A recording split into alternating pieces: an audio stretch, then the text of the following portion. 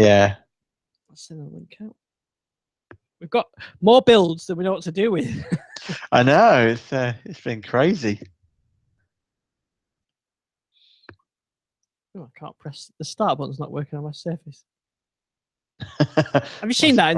I've seen that in the insider builds every now and again, where the start and the action center won't come up, and then if you wait for a bit, if suddenly it all appears. Got you. Yeah, my Cortana works. My Explorer keeps restarting. Keeps seeing my taskbar disappear and then pop back again. So I can't tweet the link out because I can't launch. I can't launch anything. Actually, I can. I can just use Cortana. Can I? Yeah. Type it to there. Oh, now Cortana's locked up. Which is usually the sign that everything is going to kick back in. Once that locks up, it seems to sort itself. Yeah. But no, it's not. I can Alt Tab. Oh, Cortana's back, so I can do tweet him. There we go. I actually quite like that for launching applications. Yeah. I mean, that's what I used to do with our Windows 8.1 days. I know it's not Cortana, but literally, start typing. That's why I never found the transition without a start menu that difficult, because it's how I worked anyway in Windows 7. Yeah. Let's see. Copy the link. Your website's offering me loads of booking.com adverts. I'm sure the fact I booked a holiday through them has nothing to do with it. You don't get tracked on the internet, do you? No, of course not. No, it's completely anonymous. Oh, it's all working again now. There you go. Funny, I've seen that a few times. Right, let's see if we can send this out. Yeah, they're even cheeky enough to release games while you were running them on, weren't they? Yeah.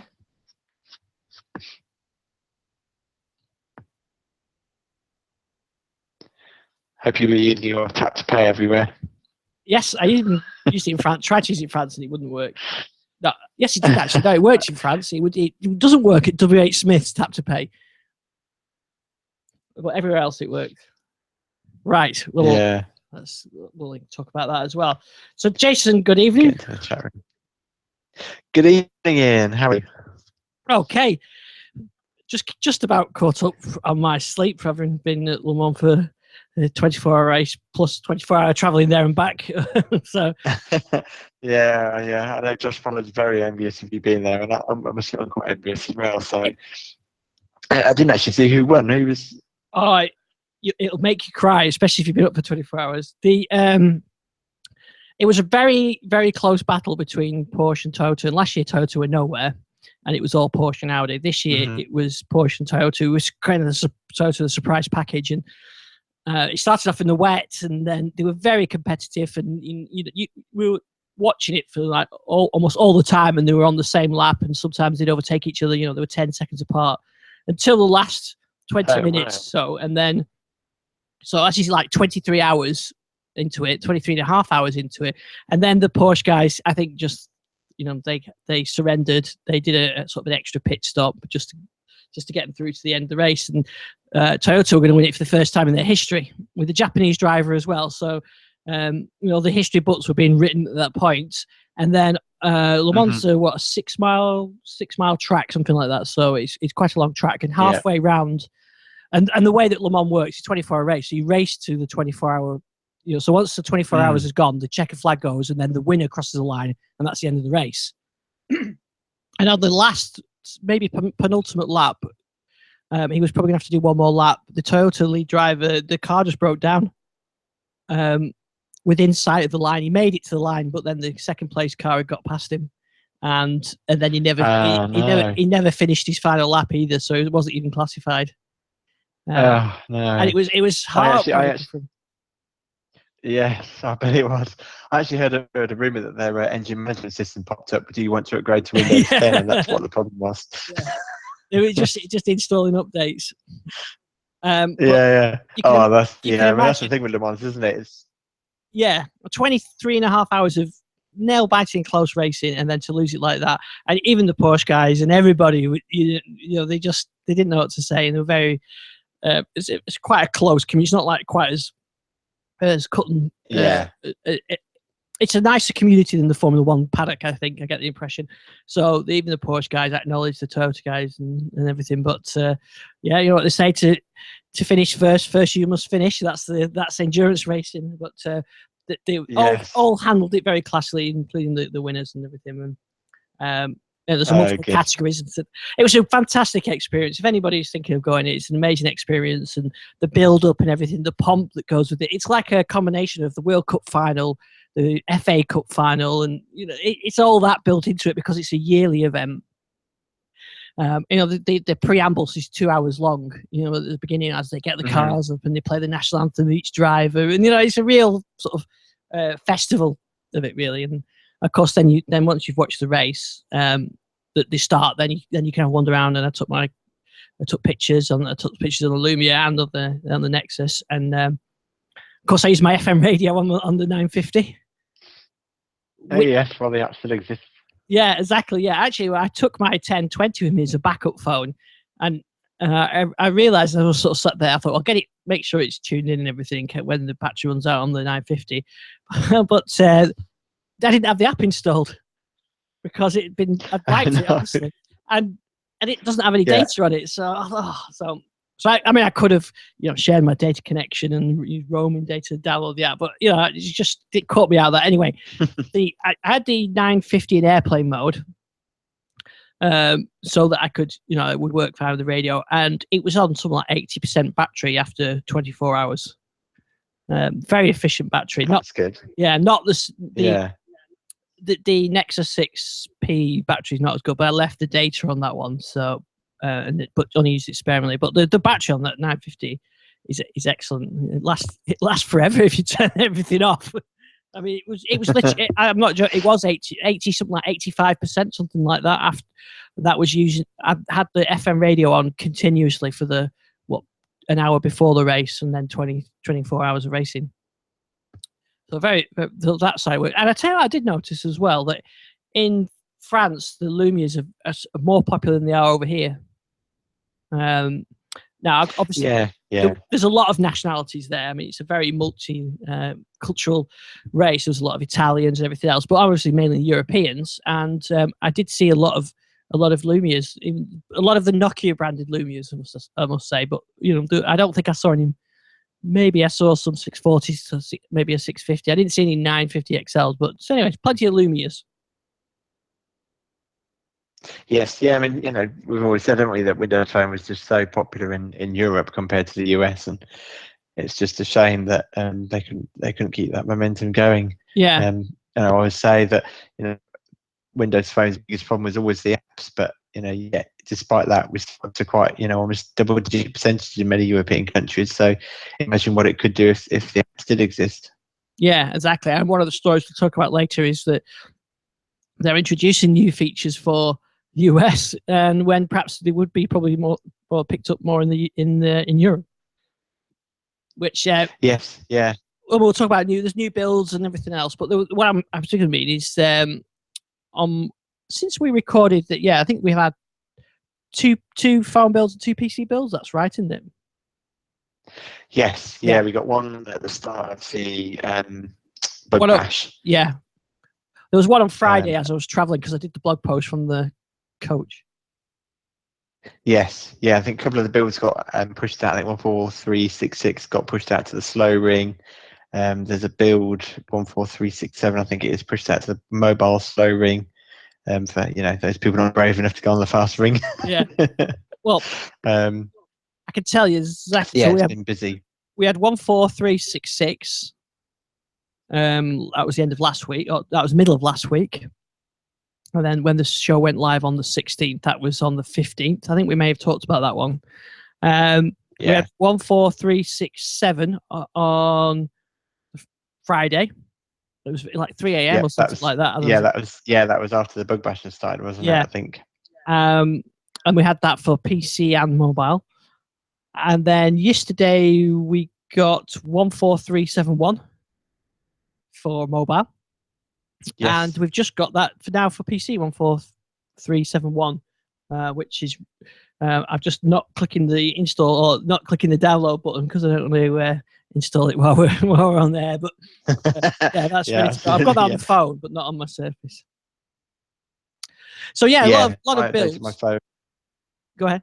Yeah, so I updated my phone last night when it came out, and then was kind of waiting all day and hoping that the PC build would be released before I left work, which it was, fortunately, about 10-15 minutes before I left work. So I literally kind of quickly got it downloaded and then installed it once I got home.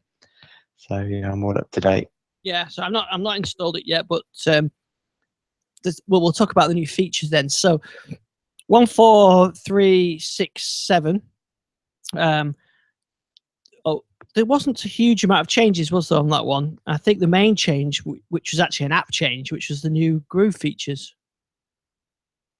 Yeah, and I think there was also the new kind of clean Clean install install tool. That's right. Yeah. the kind of new refresh tool, which also came along, which I think is quite interesting for kind of OEM, Dell and Lenovo kind of type laptops, which tend to have quite a bit of bloatware. And people have always said, if only could get a clean copy of the ISO to install, and that's kind of what this offers. Yeah, actually, that's a nice tool. I mean, that's when you get a new machine, that's probably the first thing I would do is run that now, because yes, you get the nice, the Dell this and the installer tool and the Dell driver tool and the Dell security tool, but I'm never that convinced of the merits of those compared to just a clean install. Yes. Yeah, absolutely. Yeah, I think the other standout thing, I know we'll talk about yesterday's builds in a bit, but the one thing I've noticed between those two is that the number of issues is really drastically reduced. I mean, 14367 quite a relatively limited number of limitations, issues. I think the mobile build still have the dual SIM problem as one of the key issues, but apart from that, I think it's definitely a case that we're really steamrolling towards release now. Yeah, definitely. The issues just get shorter and shorter each time. I think we're down to one issue now on the latest PC build. Yeah, which is an odd one, which is true. I've tried it. It's basically on when you click the network icon in the system tray and then click network settings, nothing happens. You actually have to manually go into settings and then networks. Yeah, which is it's a bit of an odd one. That there's obviously clearly some obscure bugs that slip through the build process, and I do wonder whether or not they were deciding whether or not to hold that up further, which is why the kind of almost 24-hour delay in actually having it roll out. Yeah, you could be right. Yeah. I'm trying to think what I also noticed. Yeah, the main. So, like you said, with 367, it was that tool, the install tool, and that was the main change. There was a lot of fixes in there, and just like that one issue which you mentioned on the latest on 4371. I put 4371. I put all the builds on my phones. I didn't really notice a lot of difference on the phone for 4367. 4371, they do say a known issue, and I sent you the thing in case you'd seen it. They do say one of the known issues is battery drain issues with the 930 and 1520. Yeah, I saw that even before I installed the build, but decided to go ahead. I did try and contact Donna over Twitter to see, because what I wasn't clear on is whether or not it was kind of an ongoing issue that they see that they can improve battery life, or that this particular build has a battery life. I've certainly not noticed anything major like I did when I first put that fast ring build on, where the battery is literally lasting 1 or 2 hours. So I'm interested. I'll see overnight, because I normally charge my phone in the evening and then take it upstairs to the bedroom and then leave it on the bedside table overnight. So I'd be interested to see what the percentage is in the morning. But generally speaking, during the day I've not really noticed. It's certainly not getting hot, and I don't feel like it's slow to charge. So I think it may just be that they know that battery drain is higher than where they want it to be, rather than it being a major issue.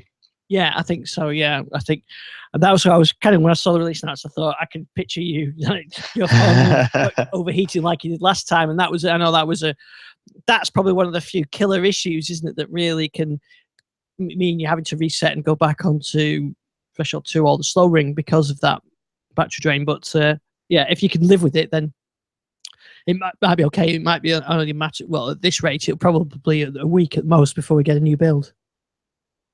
Yes, yeah. I mean, they're certainly coming thick and fast, and this kind of reminds me of when we were getting close to. I think it was it the November release. I think it Yeah. was where I think Gabe. If anyone can remember Gabe Ball, Yeah. released about 3 builds in 1 week. I think it was. So, but I mean, this is even more impressive, really, when you consider that even then it was only really PC builds that we were getting, whereas this is PC and mobile builds and the normal Patch Tuesday rollouts for the people on the current branch. So they've really stepped it up a gear. Yeah, and I think what did Gary say? But I have to find out. It was about 5 builds, wasn't it, or something like that? I think we've had more than 5 in the last week. I think he's well down on that one. Yeah, I think he's conceded that one, hasn't he? Absolutely, yeah. And like I said, there's another and always a good indicator is there's no new features because they tend not to put new features in as they get close to release. And I would imagine all the teams are in lockdown now for new features, unless there's some particularly headline grabbing new feature which they're sat on. But they tend not to do that now. Yes, I mean definitely it's into bug fix phase. Whether or not, as you say, they might hold something back to the last minute. I think tap to pay might have been one of those things, but whether or not they decided to announce it early, I don't know because of it leaking out. But so yes, I don't know if there will be any last minute major changes, but for now, certainly in terms of the side of the program, we're into the bug fixing phase, which hence the bug bashes, and which I think is a really neat idea. It's a great way of just getting people to try and get the computer using Windows 10 naturally like they would, and bugs tend to come out of the woodworks when people do that. Yeah, and I think it's what I was saying last week about when I was been testing this Android phone. You really find the bugs of the platform when you use it full time, and not if you use it, for a day and thinking that you're going to review the platform, and that you really do get to find the quirks when you're spending every day with it, and that's where they get the feedback then. Yes, yeah, because I think it's easy to come up with kind of test plans and have automated tests, but it's when people kind of end users start doing things that you just don't expect them to do, that's when these kind of issues come out the woodwork, like I say. Yeah, I tell you what, we did have as well last week. Quite a few problems with the store updates, didn't we? Again, where when you clicked on update or check for updates, nothing would show up, and then if you actually go into the store and find the app that has got an update, it would then flash up as an update available. Yeah, that was fixed. I think that was fixed yesterday, wasn't it? I think before the build started coming out. I think when I checked, I'd got like 20 app updates. I think. Yeah, so. I had 29. I think when I checked. Yeah. Yeah, it's certainly crazy fast. And this new build 14371, which I'm about to put on the surface, has got a main change seems to be an activation troubleshooter. Yes, yeah, I saw that. I don't think I'd really heard, over Twitter and whatnot, of many people having activation issues. No, but I didn't. It's also mentions about activation when people in the insiders program. So yes, I did see that.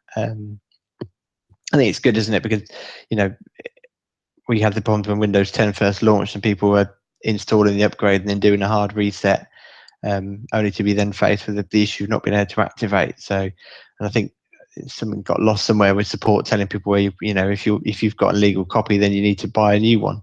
Yeah, wasn't the case at all. Yeah, that's right. I mean, support always get these things. Well, the first thing they usually say is you've got to format your hard drive, don't they? Yes. Yeah. And like you said, just one known issue about that VPN network connection. Going to the settings page, that's one bug away from releasing almost, isn't it? Yes. Yeah. When you think how big the notes used to be. Yeah, and when you look at the Windows 10 mobile release notes, there's so many fixes in there. One of the ones which I've complained about getting prompt to unlock your phone when you sent a text message via Cortana over the lock screen. And I actually did that on the way home, and that actually works now. So I know Gary would be pleased to see the comments about not having turn-by-turn directions either cut off at the beginning or the end. Yeah. So yes, there's some big fixes in there. I think I tweeted today. It's almost like they're listening to our feedback. Yeah, almost. Yeah. Which is really good to see. Because I know on the previous build 67 that the reading text over Bluetooth was broken again. Whereas on the way home, I got a text from my wife, and Cortana prompted to read it, which she promptly did. So, but yeah, one thing I did have today, actually running that new build, I had my phone sitting on my wireless charger, and I saw the Windows symbol suddenly flash up on the phone. So it obviously just done a spontaneous reboot.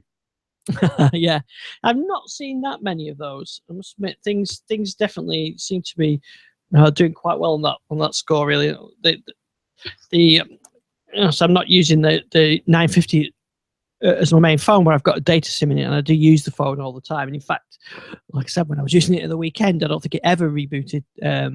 So that reliability is definitely improved, and the whole thing's nice and fast now. I mean, the 950 XL was always fast anyway, but it feels nice and smooth and efficient. Yes, and I've noticed looking at my taskbar that the Hyper-V's got another new icon. Oh, so breaking news! Get it on Twitter as an exclusive. Absolutely, yeah. There's a breaking news that's not listed in the release notes. Yeah. Yeah, I like these new builds, and so I'm just testing a Surface Pro 4 at the moment, and I'm not putting I've not put the Redstone builds on there. I'm tempted to, but I've got some stuff to do with it first, so I might have to wait a couple of weeks. And straight away, it just feels like an old version of Windows. Yeah, it's strange, isn't it, when you kind of go back? But I noticed you slipped in a Surface Pro 4 there, so we just see how you get on with that. I don't know if you noticed the pre-orders are up for the 1 terabyte version in the UK, which hadn't been about, I think, 30th of June that ships. Although that's got a big price tag of, I think, 2,199. So yeah, I stress I haven't bought this. This is to do some testing and some work with. But and I tell you what works really well is Windows Hello with the camera. Yes, yeah, but it does. I was surprised of how well, because I've got it on the XL, and I'm not. I use it, but it's like I think I've said it a few times.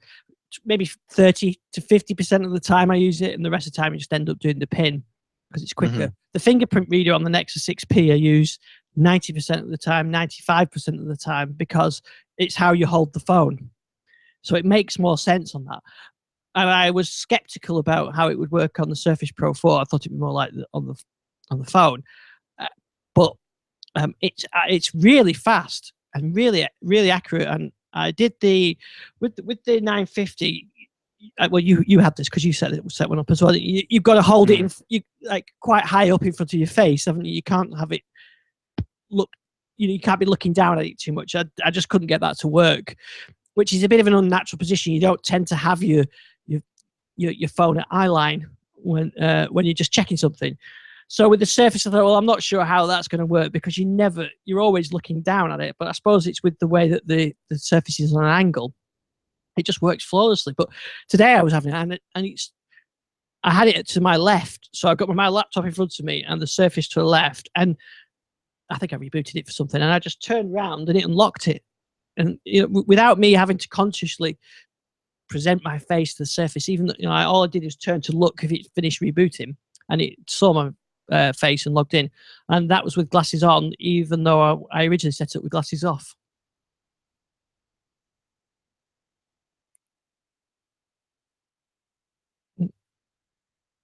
Hello, have we lost you?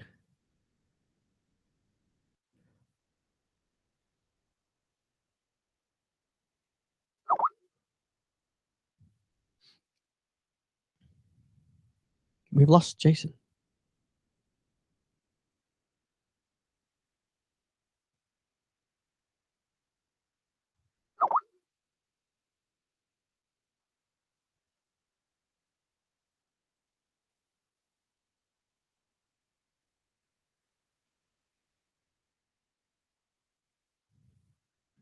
Hello.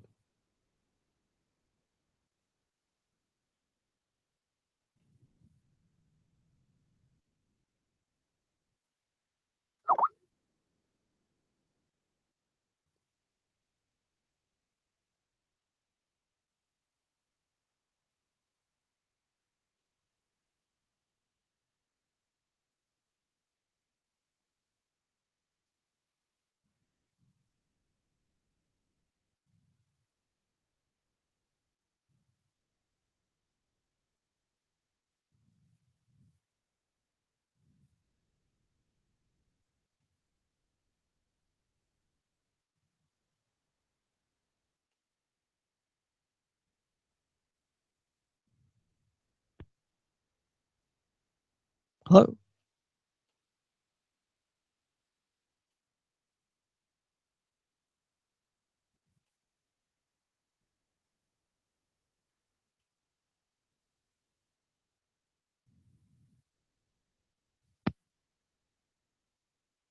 Hello.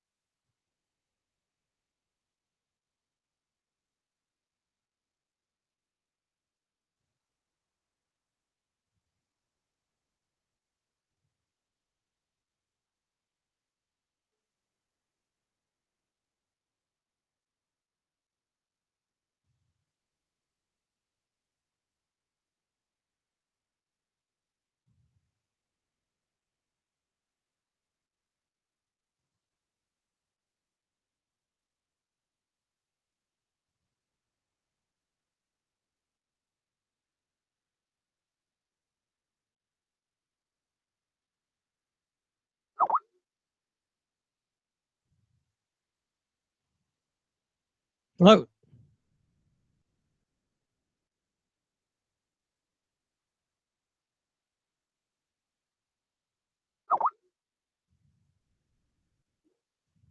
Hello. Ah, there you go. Aha. What happened there? I don't know. I thought I was talking to myself. I could hear you perfectly. Very strange. The joys of Just- Skype. Just a new thing for each week. Absolutely, yeah. So I'd finished that anyway, saying that how well Hello works, and you could just turn look to it and it works. So it's actually a very fast login. Yeah, because I mean, I was quite skeptical about it. You know, I would kind of prefer a fingerprint reader, but it's good to know that it works so consistently. Yeah, it's very good actually. Other than that, first impressions after using it for 20 seconds, there's not a huge amount of difference between the 3 and the 4. Yeah, what's the temperature like in terms of when it's really ramped up? It didn't. I was installing all the updates, which takes a while. In fact, I left it installing updates, so I think I could hear the fan, but it did. There was a lot of firmware updates, and what I did find as well is that there was, say, I don't know, 20 updates, and it would do 10 of them, or 8 would work, 2 would fail, and then you'd reboot it manually, and then it would do the next 5, and then they'd all work, and then the rest would fail, and you'd reboot it. So it's not. They still haven't got this thing down to where install all the updates and do one reboot. It does. Some of them were started to fail unless, and then I manually did reboot, and so I think I saw the firmware update screen at least twice. Yeah, because the 724 has got the liquid cooling, hasn't it? So it's supposed to spread the heat a bit more evenly than the Pro 3. Yeah, I think I won't really be able to judge that. I'll updates usually cause the fan to go crazy, and also if I do some audio editing, so maybe I'll put the audio, the podcast editing software in it, and have a go at editing that, and that I'll be able to. I'll be able to judge it pretty well then. Video editing's the real killer, so I'll see what that's like. Yeah. So those were the builds we did. Like I mentioned before, it wasn't actually tied to a build, so not technically a build, but Groover's got an update as actually Groove's got a new feature and actually looks rather nice as well. But Groove's becoming less important to me really at the moment now. So probably the same for you. So have you tried out the new My Groove features? I haven't, because I haven't got a Groove Music Pass anymore, so Well, it's not something that I can try out. Yeah, so I've still got mine for till the end of whatever the month is, or whenever the thing comes out. So the new update for Groove is called Your Groove. And Microsoft say it's a place where all the music in it is centered around you, what you like, and your listening habits. So you can see in there, and it looks quite nice. You can see recent played items, but also new playlists based on your tastes. So if I fire mine up, and this is for the PC and mobile as well. I'll open it up on my 950. So I've got the uGroove section up there, and across the top there's recent plays, which I do find very handy because I tend to go through a habit of listening to an album for quite a bit, and then go back to it for a few times, and then I kind of get tired of it, and it'll drop off the recent play then. So recent play is quite good, but then it's got playlists for you, so it's created a classic hard rock, a selection of hard rock songs based from your music. So I don't think this is necessarily using Music Pass content. It does use Music Pass content, but you don't have to. I think it can create these playlists off your own content. So you might be able to even give it a try. It might be worth having a look. Yeah. I mean, I have still got my own music. Yeah, and it works in my off that. account. Right. Okay. Yeah, because I wasn't sure. It's always difficult to know how much stuff works with without a subscription. Yeah, I think there's some extra bits, but it uses your own OneDrive storage. So the classic rock one is based because I've been listening to AC/DC, so it's picked that up. And there's one with the Kraftwerk one, indie of the 1980s, and that's picked up from Kraftwerk. And there's content on there that I recognise from my own collection. There's an adult contemporaries of the 1990s, which is probably something I'm not really that interested, but I do recognise the thumbnail. It's one of my own collection. It's not on Groove, so I think it does use a mixture of your own storage and Groove as well. But quite good list actually. I quite like that. And the sad thing is with Groove, really, I do like Groove, and it's got a nice set of features. It's just the Android version is rubbish, so it's not worth messing about with. It's easy for me just to change, and while I understand the Windows versions are best, I think as we've discussed previously, for it to work on as a complete system, you do need to have good iOS and Android versions. This is what they've done with everything else except for Groove. And ironically, it's the one thing that I would currently pay for. Yeah, I think. I mean, hopefully it is going to come. I mean, look at the Xbox app that was updated on iOS and Android last week. So, oh, I've lost you again.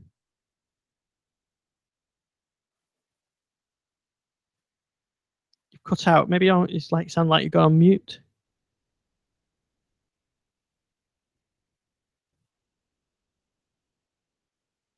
Can you still hear me?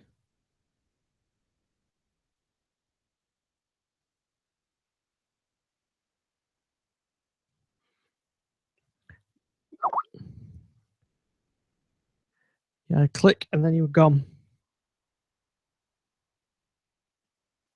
Should I call you back?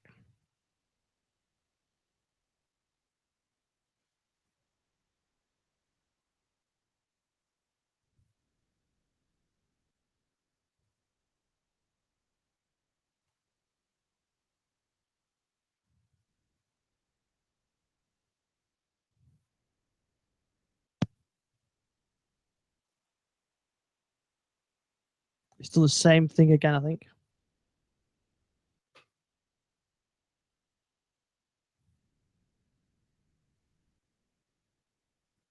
You might have to restart.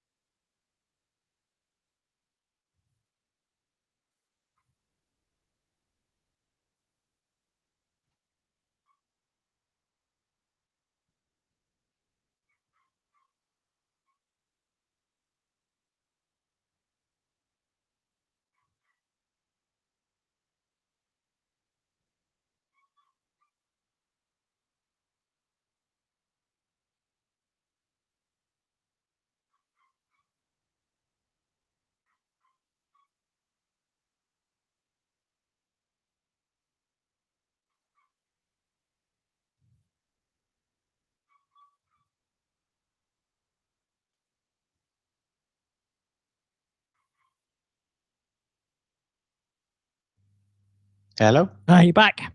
Aha. I'm getting an awful lot of Explorer crashes. Oh. And Skype calls. Yeah. My Explorer's restarting every few seconds, so I don't know if that's causing the audio drivers to crash. Yeah, do you have to restart your whole machine? I didn't then. I just I signed out and back in again. Right.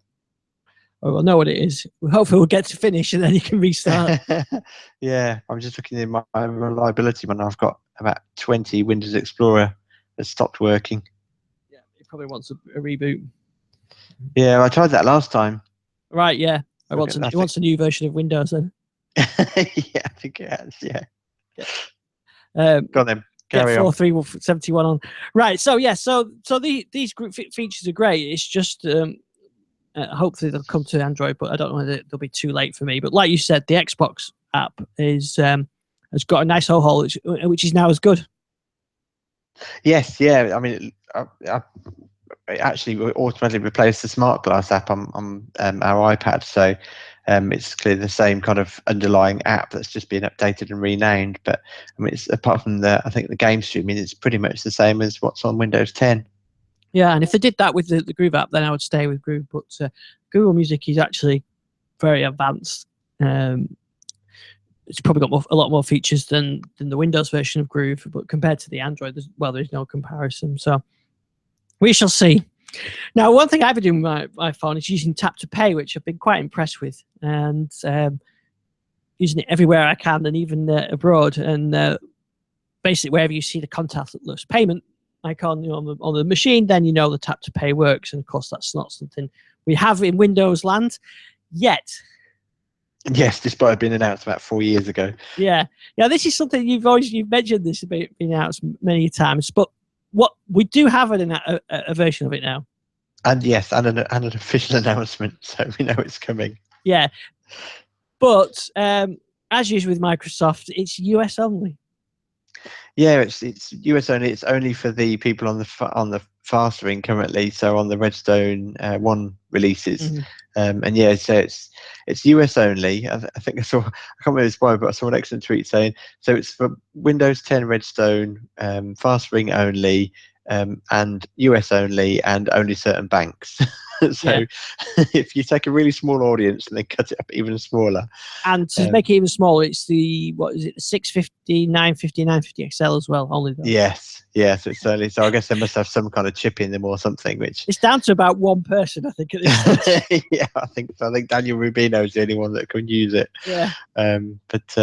Which is, I mean, it's frustrating, really. I mean, Microsoft does seem to have this terrible US-centric approach, and I do understand that they are an American company, and it's American systems that they understand the best. But we say it time and time again, when you're coming from behind, you kind of this stuff needs to just roll out. And to be fair, we are in a beta phase with the insider build, so it's not a released product as such. So it might, when it actually comes out, when the anniversary update comes out, it might be available in more countries. And I think Android Pay is only really recently, hasn't it, launched? Yeah, last month. UK. But certainly, I mean, Apple Pay is just absolutely everywhere. Yeah, and the sad thing is particularly in the UK market, is contactless payment has really taken off here, and it's using the same technology. Whereas I think contactless is on terms of the cards themselves. Your normal debit card has got that NFC chip built into it on most banks now, so that's pretty popular everywhere, isn't it? More than in the US. So there would actually be more of a market, considering there's probably more Lumia 950s that could take advantage of it. So it is a shame, but I do say, well, I know that payment stuff isn't like, we moaned about Cortana not being available on Android because of it's in US English only, and that is frustrating because it's only a minor thing that they could just make us use the US one. It's not really a problem, but it's actively blocked. Banking is different, and I know that is an issue, but it is a bit frustrating, isn't it? It's there, but we can't use it.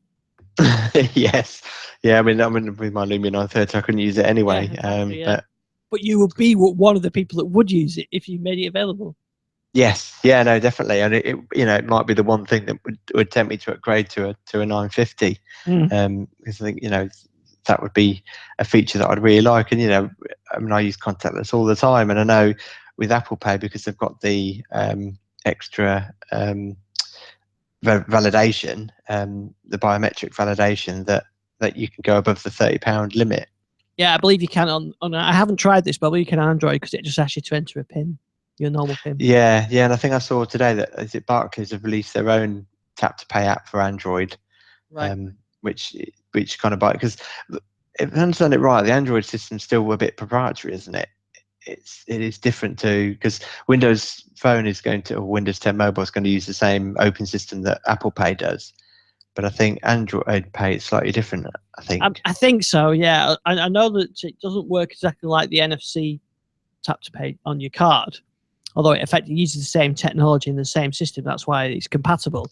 But I don't think you get I think there's some I don't know what the right technical term is, but the merchant doesn't see the details in the same way. I think they get like a one-off number.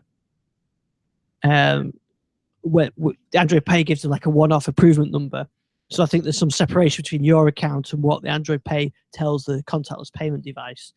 I don't know that that's the same with Windows Phone as not, but I did notice that the standard that they're supporting, the icon, the contactless one, is the same one that I've been using when you see the icon on the machine and you come to pay. So, but it certainly I don't think it's not like you're using Google Wallet or anything like that, or where it goes where you pay for something and it goes to your Google account.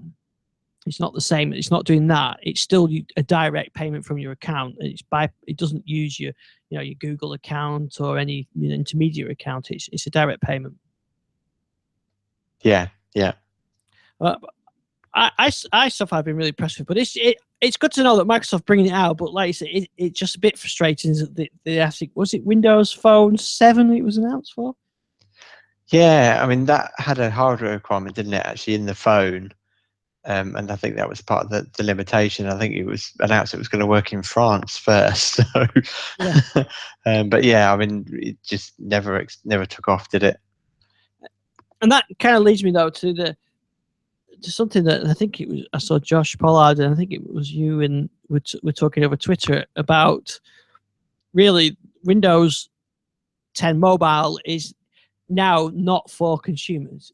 Microsoft are aiming at enterprises. That's going to be their focus, and this is a consumer feature, and maybe we'll start to see the end of new consumer features, and we'll only see Microsoft target the enterprise type features. And for someone like me, that I would not be a natural target for a Windows 10 mobile device. Yes, yeah, I think you could be right. It seems a shame, but that's the way it's. But so that leaves a dilemma. As your 930, it continues to work, and you're the fast ring, and you're getting new builds. I guess at some point you're going to have to make a decision what you're going to do going forward. Yeah, definitely. And I think I was hoping that I would maybe stick around for maybe one more hardware cycle, and maybe that does mean that I do upgrade to a 950 standard. I think it's £289 now on Amazon for the white model. Or maybe the Surface phone comes out with maybe a fingerprint reader on the back or something, and there's enough in Windows 10 Mobile by then, with probably by then the Redstone 2 update, to kind of keep me on one more hardware cycle. But no, if not, I think it's frustrating Microsoft's US-centric approach. Everything seems to launch. Even now Cortana, there's certain features, certain phrases you can say in the US that will give you a Cortana response, but in the UK you just get a web search, and it just kind of feels like they are struggling more and more to kind of keep those feature parity across different countries on a platform that's got very little use. We saw Kids Corner get removed out of one of the more recent Windows 10 mobile builds, which is something that I don't use so much anymore now the kids are growing up, but it's certainly something that we used to use all the time, both me on my phone and my wife on hers. But yeah, I think it is definitely going to come to the point. I do get frustrated when I wake up in the morning and I'd like to put some music on the Sonos, and my phone's sitting next to me on the bedside table, but I can't use it. Yeah. And then I just noticed, since using that Android phone, is it just opens up the possibilities. I mean, like I said, I was at Le Mans, and the live timing app is Android or iOS only, and the actual Le Mans circuit has its own information app, which has got like a map and where there's cash machines, where there's drink machine, where's there's bridges and that kind of stuff, and that's Android, iOS only. And you kind of you get used to not being in the club of all these apps, but once you're in there and you start to think, God, that is actually quite handy, and I really wish I had that. I mean, there are a lot of the apps I use are on both, and so I don't really have a problem with that. It's just little things like that they're a bit frustrating, where you kind of always getting left out of these smaller but very useful apps. Yes, yeah, definitely. I mean, you see it all the time. The Windows Store, adverts, just symbols just not there on store apps and places that you visit, but it is difficult because I do really love the experience of Windows 10 Mobile. And every time I look at iOS or Android, I know Android's got its widgets and whatnot, but every time I kind of look at it, my heart kind of sinks a bit that, do I really want to switch to those platforms? Because there's still so much about Windows 10 Mobile that I love. Yeah. And that's why I'd like to give it, one more hardware cycle, which means that, I'd stick with Windows 10 Mobile for maybe another 12, 24 months. Yeah. But I think by then, unless the platform, Microsoft refocuses its attention on mobile, I think it's going to be difficult for me to stay another cycle. Yeah, and I guess even as an enterprise platform, if they just focus totally on enterprise, there's still the app gap that is still an issue for enterprise users, because while the enterprise itself may not support Le Mans apps, whatever, they're not going to get, they're, as an enterprise giving out, you're not bothered about that, but still the users are, and that can cause an issue with the IT department. So you give me this phone, but there's half my apps I'd like to use, and so whether that's still going to be a barrier for enterprise, I don't know whether that will be the case, but it's the worry is there. Yes, yeah, unfortunately it is. And the other cost, the other thing as well is that apart from Groove, as we've talked about, I'm using Outlook on here as my main email.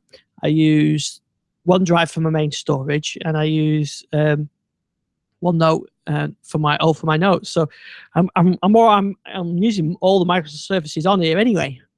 So actually not missing out. I don't feel like, it's not like when I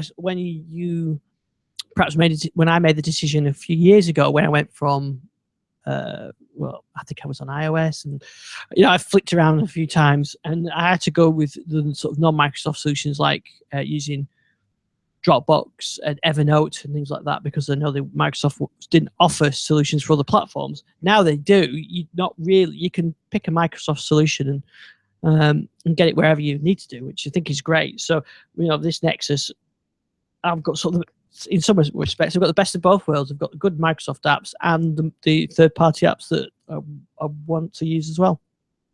Yeah, and that's the thing, with your choice of going to Android, Cortana might not necessarily be as completely fully function as Hey Google, but they are able to integrate, due to the openness of the Android operating system, quite deeply into its phone, into the operating system.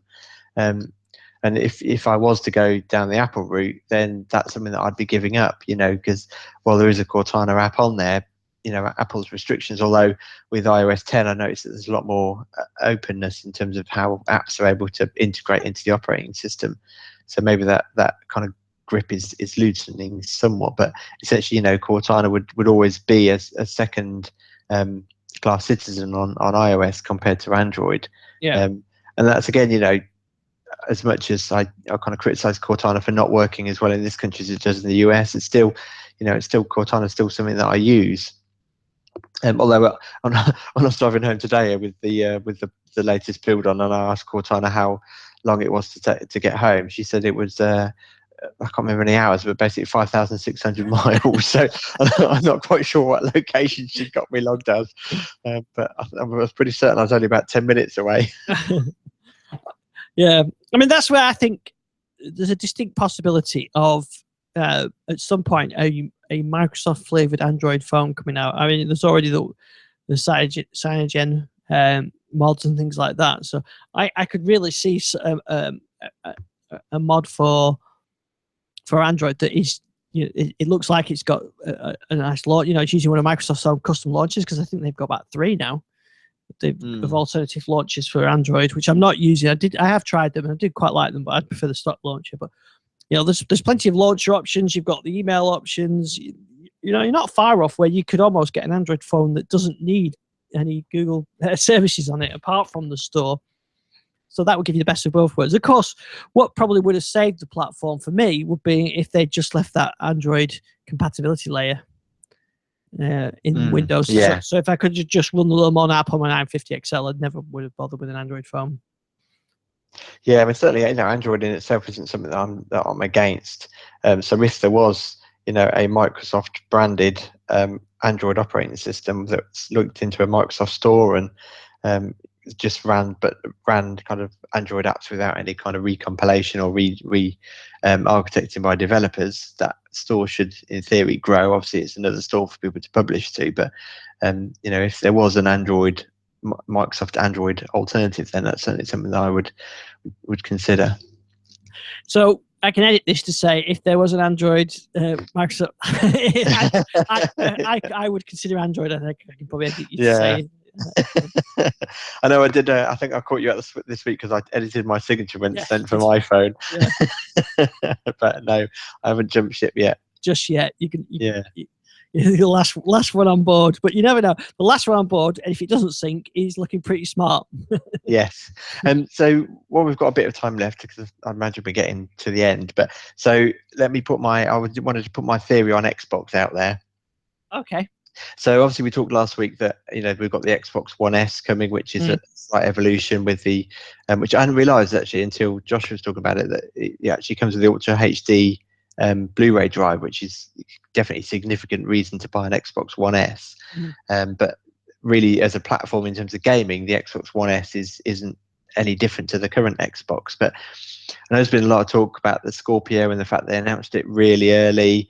But this is my take on things. I think it will be quite a premium device, because you only got to look at the PC/laptop gaming world, and people are willing to pay $1,200, $1,300, $1,400 or pounds for a really high class gaming PC. So I expect that the Xbox Scorpio will be quite an expensive premium device. I would guess that it's going to be called the Xbox Elite, the Xbox One Elite. And what I think will happen is that we'll kind of get to this stepping stone refresh cycle where technology, a bit like Formula One technology going down into streetcars, your family saloon. I think that Xbox One Elite will start off quite a premium device, and then that technology will slowly find its way down to the cheaper device, and then you'll get another Xbox One Elite, which is another step forward. Because I think the actual operating system is Windows 10, which we know. The architecture is very PC-like, so it doesn't really doesn't take much of a leap of imagination to think that Windows 10 Xbox platform won't change. So the games will still run on any Xbox. You'll just get a bit like a high-end gaming PC. You kind of get the full 60 frames per second, 4K video, but eventually that comes down, and then it gets to the point where maybe the original Xbox One and eventually the Xbox One S can't get the next operating system updates, and so those kind of become kind of end of life. And then, like I say, that a cheaper Xbox One Elite becomes just the standard Xbox One, and then there's a new Xbox One Elite, almost like a TikTok type hardware hardware refresh, which I know is something that we're not used to in the console space. But and my main worry is that developers will focus their attention on the Xbox One Elite, and maybe games will lose some of that performance edge. Whereas currently, you might have a game that they work really hard to get it running at 60 frames per second on a standard Xbox, that they don't put in that time, that they've focus their efforts on optimizing for the higher end.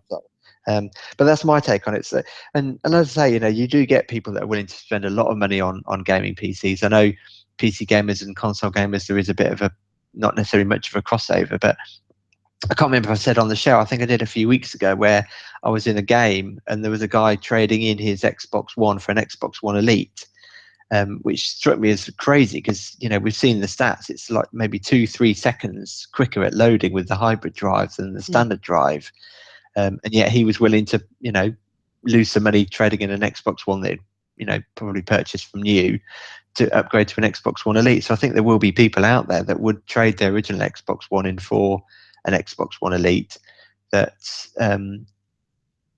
the Xbox One S becomes the mainstream one. And the reason why they've announced the Scorpio so early on is to, I think, stem the flow of people switching to PlayStation. So, those high end gamers would splash out on an Xbox One S now with the intention of trading it in 18 months' time to get the Scorpio. Yeah, I think it makes sense, that sort of TikTok, and then there's a market of the older generation ones available as well. So it means basically they can offer a good price range of devices without having to make lots of different models. Yeah, absolutely. Yes, I mean, it wouldn't surprise me to see the Xbox. Well, I'm going to refer to it as the Xbox One Elite, but the Scorpio, Project Scorpio, being really expensive. Maybe 600-700, because I think, while we might see it as a waste of money, I think there is a market for it out there of high-end gamers, especially with this, buy once. You'll have people that will maybe go out and buy the Scorpio edition of the Xbox and have a high-end gaming PC that they can just switch between the two. Yeah, it definitely makes sense. I think that's a logical approach. It could well be the way that they go. Yeah. So Project Scorpio, Xbox One Elite. You heard it here first. You heard it here first. I'm going to name this podcast, if I remember, Xbox One Elite, and then we can get the search results for that. So we're going to hand over to Gary now with another interview. Yeah. And then we'll be back next week. Hopefully we'll be back next Tuesday. I've not got any... Oh, I have got a trip planned, not this weekend, the weekend after.